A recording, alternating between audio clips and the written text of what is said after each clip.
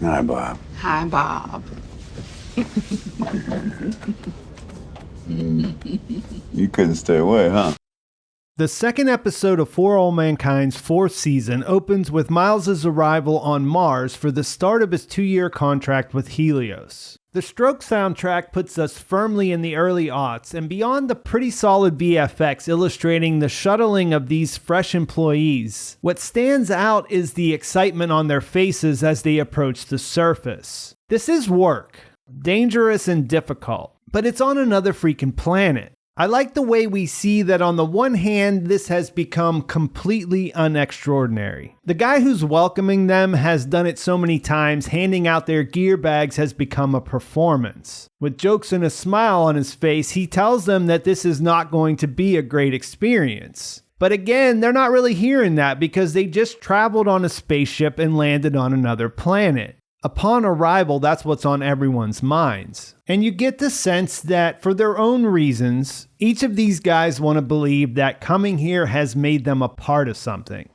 Reality comes into focus when they take the elevator down a few levels to get their work assignments and quarters. Miles thinks there must be a mistake because he's been assigned to maintenance after being trained as a fuel tech. It turns out that since the Asteroid Mining project has been put on hold, fuel production is no longer mission essential. While working on climate control devices isn't the worst job you could get, part of that wonder and excitement he had is sapped out of him when he realizes that he won't be working on the surface. His bunkmates are a lot less cheery than you might hope for if you had to share these tight quarters. But he does meet a welcoming representative of the black market named Ilya, who lets him know that he'd be happy to provide him with booze, DVDs, or Playboy magazines at a good price.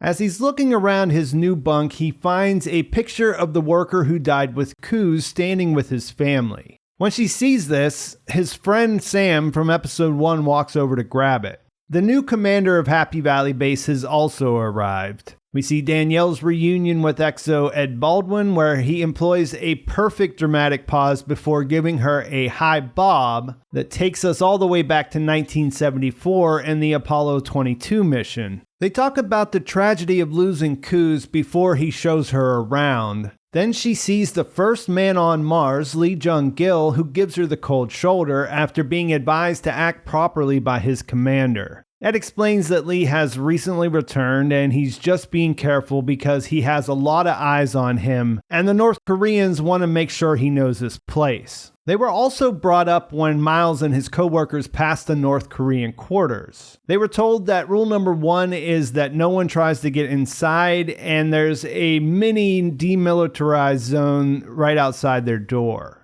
Commander Poole introduces herself to her crew with a passionate speech about how her friend Grigory Kuznetsov wouldn't want his sacrifices on Mars and for the Mars program to be for nothing. When she was there before, there was barely a base and times were difficult, but they were all in it together. NASA, the Soviets, Helios, and North Korea, and she's going to need everyone to work together now so they can get through this current situation. This seems to connect, and the crew seems to be happy that she's there to take over.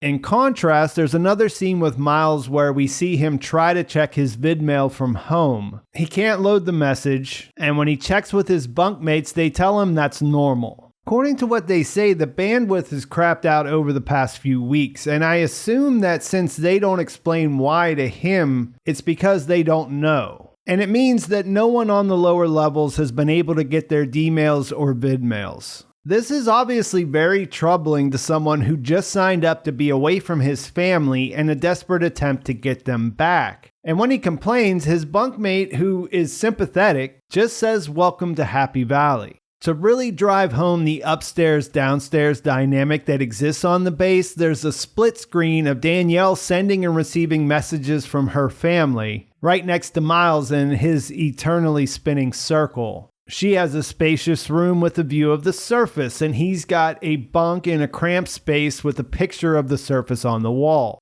The divide is so pronounced that I have to imagine that the unsubtlety is the point. And to make it worse, while Miles is doing his job, he can see someone who works upstairs watching his vidmails from home without issue. It continues when we see what Danny and Ed are eating compared to their meal. And as he's complaining to his friend, Sam comes over to clear up any confusion they might be having about the situation. The other new guy invokes the first Thanksgiving on Mars and how they thought they were signing up for a situation where everyone was invested in working together. While she points out that the scientists, the astronauts, and the cosmonauts up top might be dedicated to that idea, only they don't consider the people downstairs to be anything other than the help. She points out the perfect example in the way that everyone reacted to Kuznetsov's death without even mentioning Parker's name. She explains how they were friends and she was on Ranger 1 when the tragedy happened, and that Miles is now sleeping in his bunk. When they bring up that he went out like a real hero, she corrects them, saying that he was doing it for the bonus because he needed the money for his family, which is certainly something that Miles can understand. He's pushed to the breaking point when he finally sees his first paycheck. With everything they're taking out of it, he realizes he came all this way to make less than he was making at home. He can't figure out how he would explain that to his wife, I guess if it was possible for him to get a message to her, so he does go to complain. His supervisor isn't helpful and points out that most of the jobs on the base are dependent on bonuses that no one is getting because of the asteroid incident. Ed happens to be walking by and is possibly less helpful with his half-assed pep talk about how the planet is trying to kill them. This echoes what he told Danielle whenever she brought up that she sensed that morale was really low among the workers, and his general disinterest in her idea to fix the satellite so they would at least be able to contact people at home. When she hears that the plan from corporate is to wait until a replacement satellite goes up, and that won't be until the next year, she decides to override their decision. She reminds Ed of the time that they were on the other side of things when they were stranded on the moon. In this case, it turns out to be the right decision because the mission is successful, but it does kind of make you wonder if she'll always be so fortunate. With the bandwidth restored, Ed throws a little get-together with a football game on TV to show some appreciation. Miles tries to send a message back to his family, lying about how great things are going, but he can't go through with it. Sam, who was trying to catch some sleep, overhears and decides to introduce him to the base's speakeasy, Ilya's, where they have some incredibly strong airlock-made vodka, because Happy Valley will kick your ass if you let it. Back on Earth, Aleida's husband wakes up to find that his wife has taken apart their TV so that she can work on it at 3:30 in the morning. Apparently, she hasn't been to work in months, and according to her husband, spends her time moping around the house watching TV and playing Guitar Hero. She doesn't dispute this, and even though he knows she's going through a rough time, he does worry that it's starting to affect their kids. It seems like she genuinely wants to break the cycle, but flatly refuses to go back to seeing a therapist. The only other option then is to try to go back to work, which she also says she can't do. She eventually does go back, but it's only to find out that she was right. She can't do it. She goes to Eli's office to apologize and ask for her job back. He's pretty understanding and welcoming considering that she basically just disappeared, but he also does what any boss would do in his position and suggests that she see a mental health professional first. She has a very similar reaction to what she had when her husband brought this up, and then insists that it's not necessary. And when he's changing course and totally welcoming her back to her job, he mentions Margot. And then we see that her PTSD kicks in again. She gets up, tells him she made a mistake, and quits.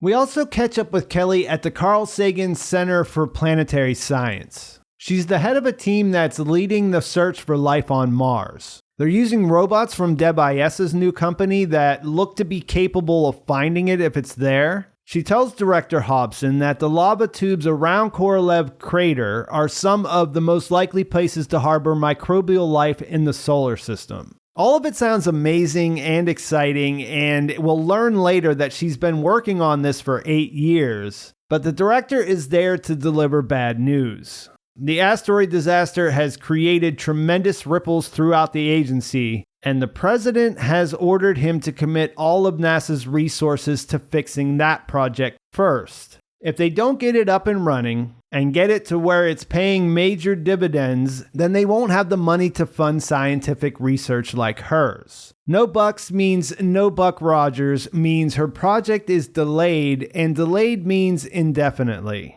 These two run into each other at the bar that used to be the Outpost, which is currently called Helios Tex-Mex. Sam's company had bought the Outpost and franchised it, and obviously he's not really relevant anymore, so there's no reason to explain how it changed hands again. But I thought it was interesting that this is the place Kelly came up working in as a teenager. Even though Aleida was behind the plan to strap Kelly to the top of the MSAM in the season 3 finale, which saved both her and her son's lives, these two don't really know each other.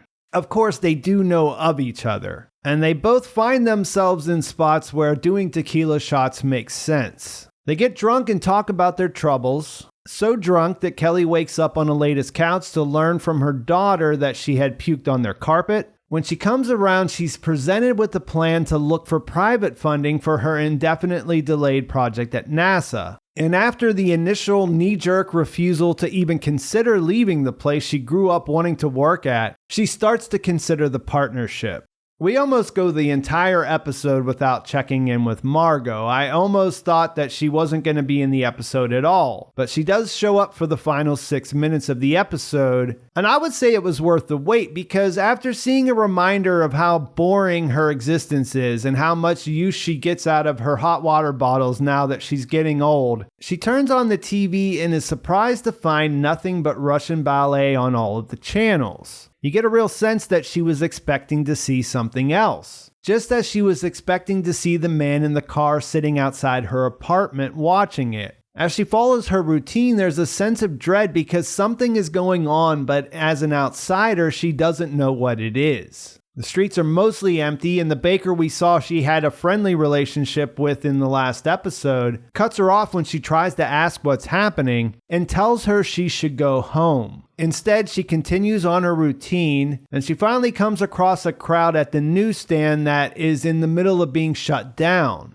The owner is trying to refuse, but the officers on hand tell them they have emergency orders to clear the streets without much more explanation. Things escalate as he continues to refuse. They start clearing people out and start beating the owner when he tries to stop them from shuttering his stand. Margot has sort of gotten swept up in the crowd. She's not trying to get involved. But when she sees this man she's come to know that she sees every day and buys her newspaper from getting beaten with batons, she tries to intervene. Of course, that doesn't go well, and the episode ends with her broken glasses sitting on the ground as she's being swept away and taken into custody. I enjoyed this episode in that the top level stuff it's focused on is kind of in your face. Did you guys catch that there is a night and day difference between the conditions for the crew and the employees? Or that it might be hard to get the genie back in the bottle after the cost-cutting CEO achieves those major dividends he's after? Well, all of that is unflinchingly straightforward. And I mean, that is what I signed up for and expect out of this show, just to be clear. While it's all very straightforward, there are still a lot of areas where I'm not sure where they're going. Margot is one example. After this episode, I do think I know what's happening in that final scene based on real-world history, but I don't have any idea what the effects of that would be in this alternate timeline. Things on the show have changed so much, and we've seen so little from the Soviet point of view that anything is possible. Margot being out of the picture at NASA has left a void, which makes Hobson an interesting choice as a way to fill that. I imagine when I'm looking at the alternate timeline next year, we'll be talking about NASA's faster, better, cheaper period.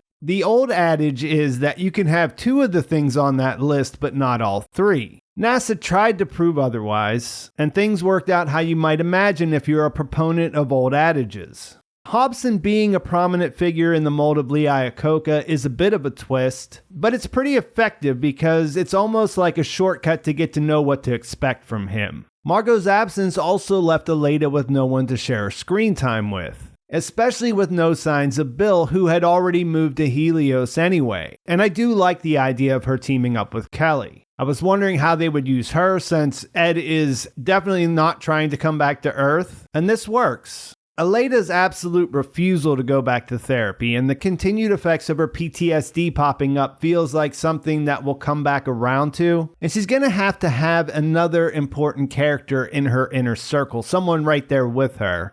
For the main parts of the season's story, I find it interesting that Danielle is a legend. Of course she'd be received well by her crew, that's why Hobson sent her there in the first place. That makes it interesting that she's been in Happy Valley for like 5 minutes and already figured out how to fix things. This does track with who we know her character to be, but we also know how the show operates, and I can't imagine she's just going to continue to fix everything for the next 8 episodes without something throwing everything off the rails. Ed is there to hold some opposing views, but it's all kind of lukewarm. It seems to be more about his personal issues rather than a desire to go against Danny. He appears to be more indifferent than combative, and I don't see these two characters squaring off at this point. The way they drove home how disillusioning Miles' experience has been makes him seem more like a potential ally or the way to reach across the division and get everyone on the same team. But then again, maybe this seems a little too straightforward even for this show. I guess what I'm saying is it's early and a lot could happen. The episode felt like it was going in the direction of things getting better, but then introducing Ilya and the speakeasy, it feels like there might be more to that than just a background detail about how the workers blow off steam, which does kind of make me wonder which direction Miles will go in. When I think about it, this episode planted a lot of seeds like that. Helios designing a satellite without access for repairs, the ripple effects from the asteroid project, the whole company store situation, Dev apparently has a robotics company, and the general shift in motivations that I talked about last week.